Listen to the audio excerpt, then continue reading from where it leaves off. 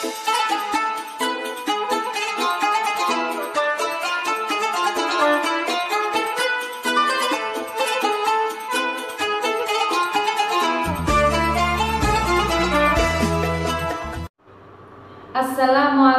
warahmatullahi wabarakatuh. Alhamdulillahilladzi an'amana bi ni'matil iman wal islam. Asyhadu an la ilaha illallah wa asyhadu anna Muhammadan abduhu wa rasuluh. Allahumma shalli ala Muhammad wa ala ali Muhammad kama shallaita ala Ibrahim innaka Hamidum Majid.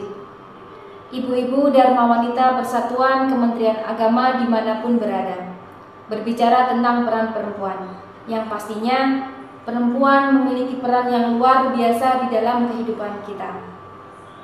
Di dalam agama Islam, laki-laki dan perempuan memiliki kedudukan dan hak yang sama di hadapan Allah terkait dengan beribadah.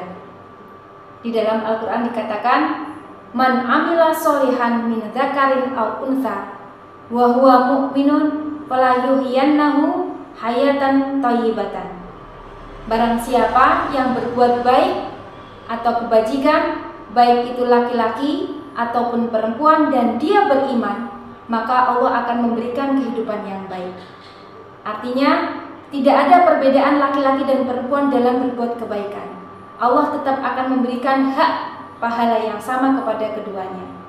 Namun di sisi lain, ada batasan-batasan yang diberikan oleh perempuan, batasan yang boleh dan yang tidak boleh dilakukan. Dalam hal ini juga terkait dengan keterbatasan fisik antara laki-laki dan perempuan. Banyak sekali ayat-ayat yang menceritakan tentang perempuan di berbagai bidangnya. Di antara peran-peran itu adalah yang pertama, peran perempuan sebagai pribadi yang soleha.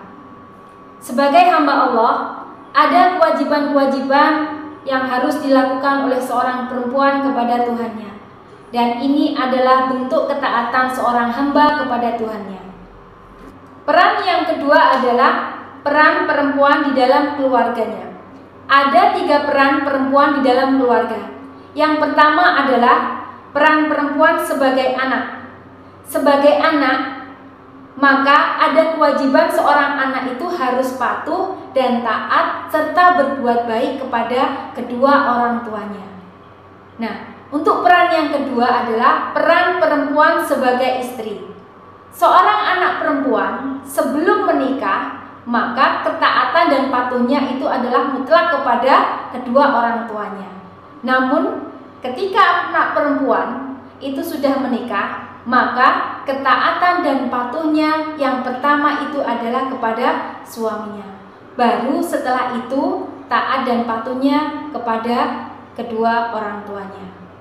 Sedangkan yang ketiga peran perempuan di dalam keluarga adalah peran sebagai ibu. Sebagaimana kita ketahui, ibu adalah pendidik pertama. Ibu adalah sekolah pertama bagi putra dan putrinya. Dari tangan ibulah anak-anak mengenal Tuhannya. Dari tangan ibulah anak-anak mengenal agamanya. Dari tangan ibulah terbentuk karakter anak-anak yang soleh dan soleha. Peran yang ketiga perempuan di dalam Al-Quran adalah peran perempuan di bidang sosial. Sebagaimana kita ketahui saat ini banyak sekali perempuan-perempuan yang berkiprah di luar rumahnya.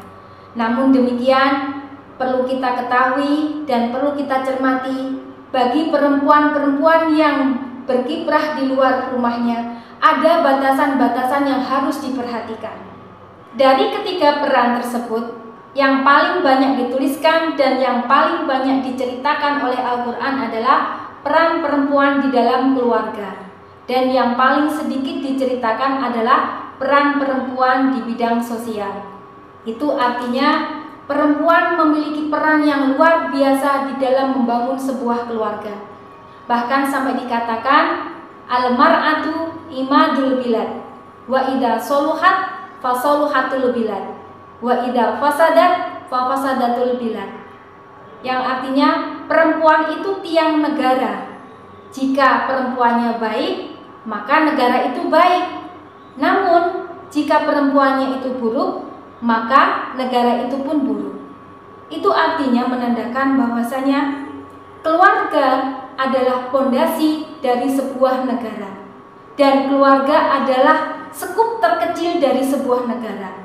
Keluarga adalah miniatur dari sebuah negara. Negara yang baik dilihat dari keluarga yang baik. Ibu-ibu Dharma Wanita Persatuan Kementerian Agama rahimakumullah. Lalu apa peran perempuan di bulan Ramadan ini? Sebagaimana kita ketahui, bulan Ramadan adalah bulan yang penuh hikmah, bulan yang penuh berkah, banyak limpahan pahala di dalamnya.